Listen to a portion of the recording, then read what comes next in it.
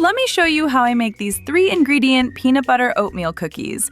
If you have peanut butter in the cupboard and a little bowl of oats, you are already halfway to these delicious, soft, cozy cookies. First, you need 1 cup of peanut butter. I am using smooth peanut butter here because it mixes really easily, but you can also use crunchy peanut butter if you want a little more texture. I do recommend using a peanut butter with a simple ingredient list if you can. The one I am using is made with only dry roasted peanuts and nothing else. I have left the link in the description if you want to check it out. Next, add 1 cup of light brown sugar and give everything a good mix. A quick tip, if your peanut butter is very hard, put it in the microwave for a few seconds just to soften it slightly. You do not want it hot or runny, just soft enough to mix more easily. Mine was sitting on the warm kitchen counter, so it was already nice and soft, as you can see here. Then just stir until the peanut butter and the sugar come together into a nice smooth mixture. Next, add 1 cup of rolled oats. You can use traditional oats, quick oats, or instant oats. Whatever you already have in the kitchen will work. Traditional oats will give the cookies a little more chew and texture, while quick or instant oats will make the cookies a bit softer.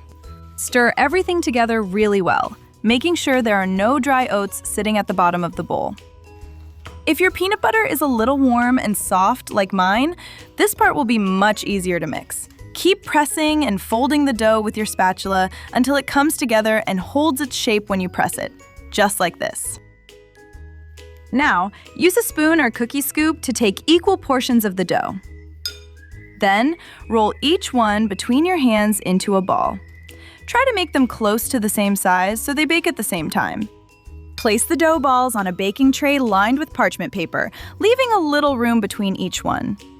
I usually get 10 to 11 cookies from this amount of dough, which is just perfect because I can bake them all in one batch. You can freeze the unbaked cookie dough if you only want to bake a few cookies at a time. Shape and press the cookies first, then freeze them on a tray before moving them to a freezer bag or container. Bake them straight from frozen and add 1 or 2 extra minutes if needed. Now, use the back of a spoon or the bottom of a cup to gently press each dough ball down into a cookie shape. These cookies do not spread much in the oven, so press them to the thickness you want before baking. You do not need to flatten them too much. Just press until they look like small, even cookies. Then smooth the edges a little with your fingers if they crack. Bake the cookies in a preheated oven at 350 degrees Fahrenheit or 175 degrees Celsius for 10 to 12 minutes until the edges look set but the centers still look a little soft and your kitchen smells absolutely amazing. These cookies are soft, peanut buttery, and a little chewy from the oats.